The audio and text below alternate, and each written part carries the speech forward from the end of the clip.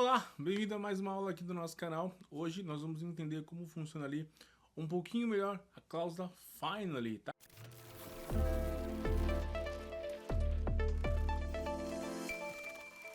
Que a gente vai usar junto com o try exception. A cláusula finally é quando você precisa que seja executada aquela informação independente se dê certo ou errado a configuração que você montou, tá? Lembrando, meu nome é Emerson Souza, criador de conteúdo aqui nesse canal para vocês. E se você está vendo o nosso curso de Python, seja bem-vindo a mais uma aula. Se você está vendo esse vídeo por um outro motivo, que é aprender especificamente como funciona a cláusula finally, seja bem-vindo também, tá? Isso aqui indifere. Vamos lá. Primeiramente, nós vamos criar aqui uma pastinha. Fazer sempre do zero com vocês, porque é muito mais fácil trabalhar, tá? Vou entrar nessa pasta aqui, segurar o Ctrl, o Shift, botão direito do nosso mouse e vamos abrir aqui PowerShell ou prompt de comando, tá? E aí nós conseguimos dar o comando code espaço ponto. E aí fica mais fácil para trabalhar, já que o VS Code vai abrir diretamente na pasta que nós acabamos de criar. Se você quiser usar um outro editor de código, não tem problema, tá? Vamos lá, vamos criar um arquivo chamado aula20.txt e vamos criar também aqui um outro arquivo chamado aula20 novamente.py, que é para rodar os nossos códigos, tá? Temos aqui o nosso querido colchete, para quem... Aqui, ó. Colchetes, tudo bem? Nossos queridos colchetes. Temos nossas chaves também. Emerson, por que você sempre passa essa configuração no início, tá? Porque eu quero que vocês entendam, tá? E reforcem isso, tá? Então isso é gradativo. Vocês muitas vezes vão trabalhar com parênteses, colchetes e chaves, mas vocês às vezes esquecem qual que é. Então, pô, faz um parênteses aí e abre. As chaves muitas vezes são usadas ali para você colocar várias informações, criar um objeto, né? Assim como para criar classe e tudo mais. Já os parênteses é quando você quer informar alguma coisa específica de algo, né? E os parênteses ele tem uma função ali de configuração mista, tá? Então é sempre bom reforçar isso, tá? Assim como o ponto também é sempre bom reforçar. E o que acontece? Temos aqui um rapaz chamado finally, tá? Então, ó, dessa forma aqui, ó, dessa forma que eu vou colocar aí, ó, finally, tá? O fine basicamente é sempre executada, né? Após, vou colocar aqui um acento, né? Após a finalização do código, tá? E mesmo se for true ou false, assim, independente se acontecer alguma informação true ou false, essa condição tem que ser executada, tá? Então eu faço uma pergunta, uma condição ali. Se for verdadeira, vai mostrar isso e mais o finally. Se for falsa, ele vai mostrar uma outra configuração mais o finally, tá? Então o finally é como se fosse uma condição obrigatória ali pra gente trabalhar, tá?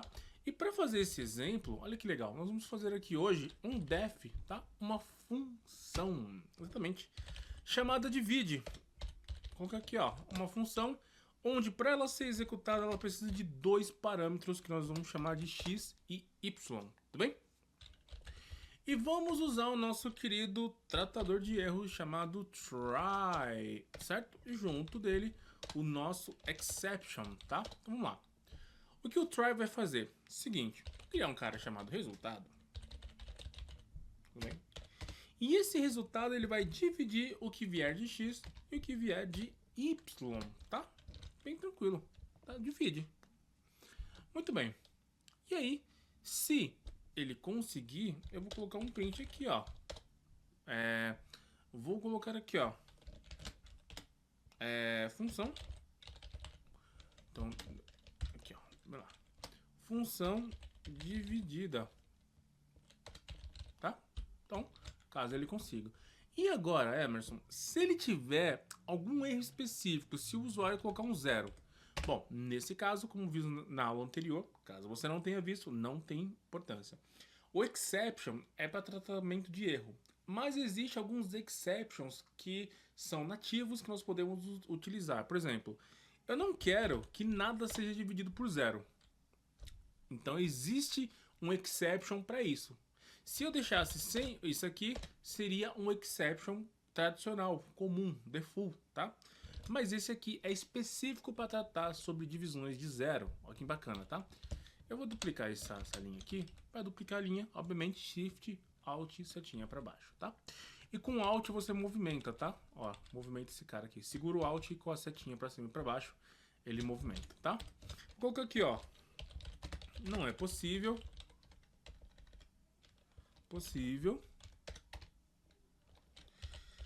Dividir por zero, né? Isso aqui é uma coisa clássica. Tudo bem.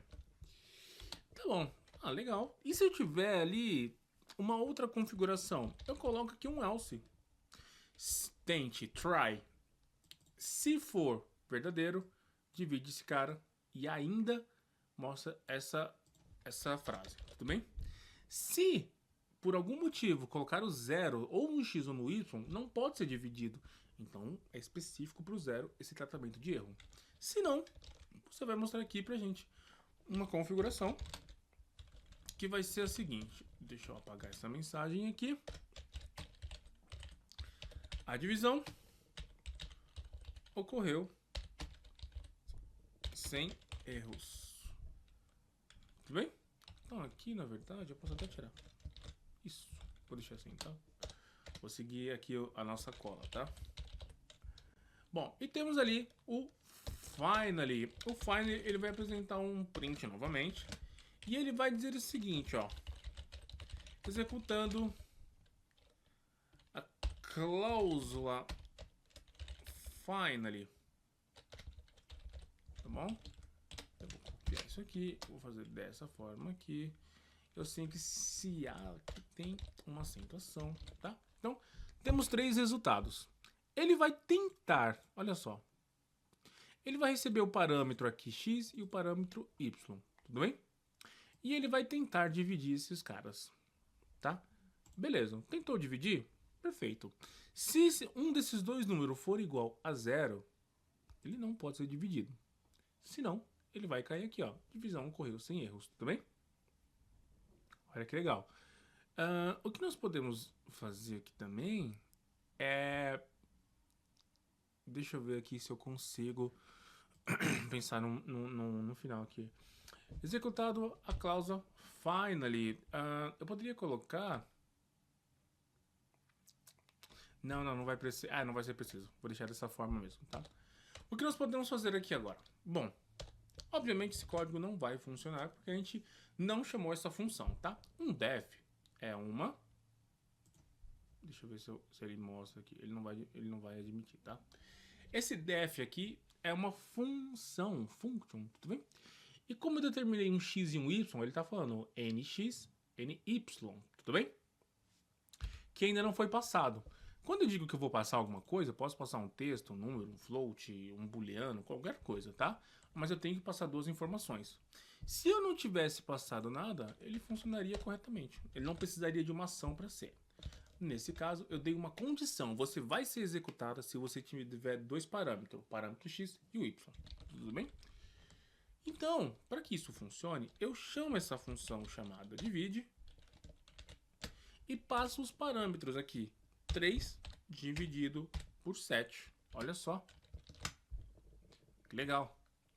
Então você consegue ver ali o nosso cara, tá? E aí, obviamente, posso colocar aqui, ó. Nosso print. Na verdade, eu teria que fazer o seguinte, ó. Eu vou dar um F aqui para formatar. Divisão ocorreu sem erros. Pode ser, eu posso colocar aqui, ó. Vou colocar na parte de baixo, tá? Eu quero colocar o resultado dele.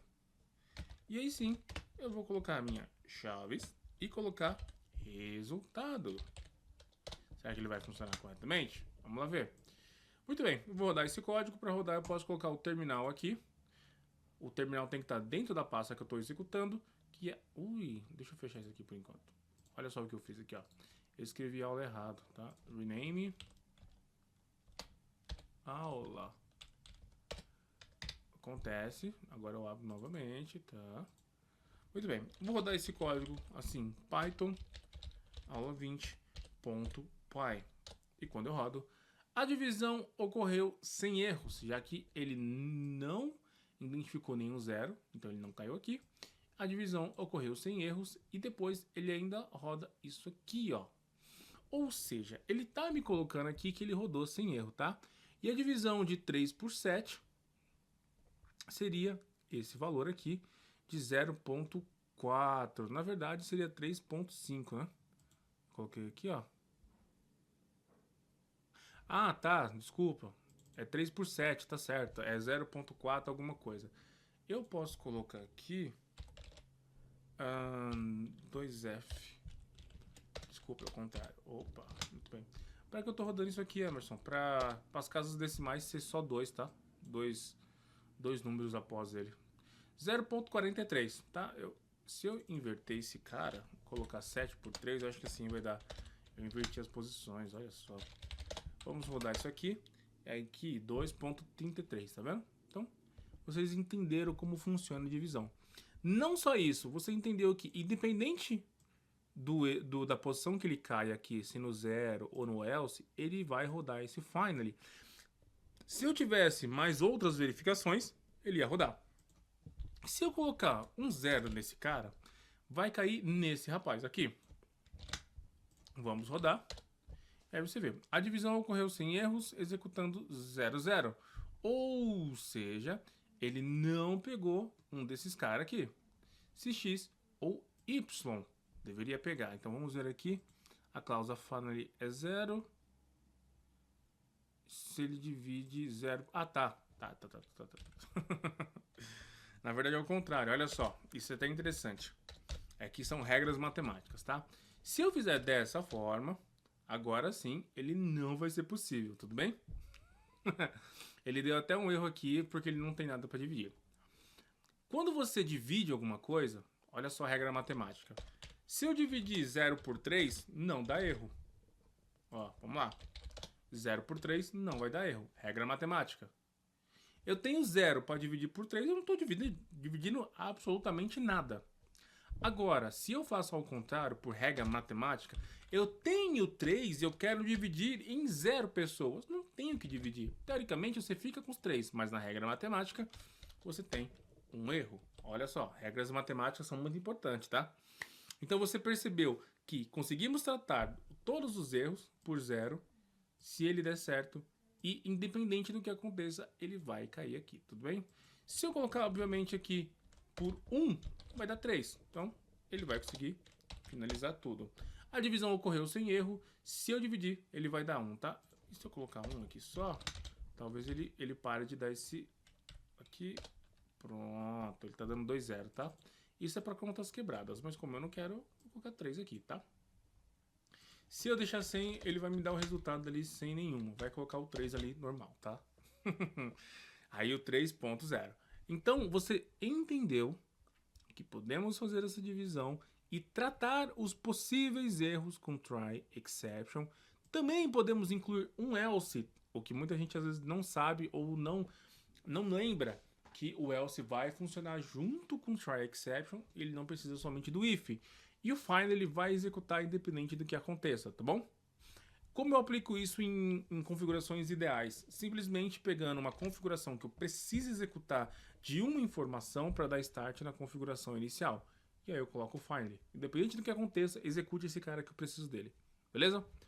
Bom, então é isso. Entendemos como funciona o try, exception, else e find ao mesmo tempo dentro de uma função. Meu nome é Emerson Souza, deixa o seu like, se inscreve no canal aí. E se ficou alguma explicação que você queria e não tinha aqui nesse vídeo, deixa nos comentários que a gente traz numa próxima aula e responde vocês no comentário, tá? Muito obrigado e até mais.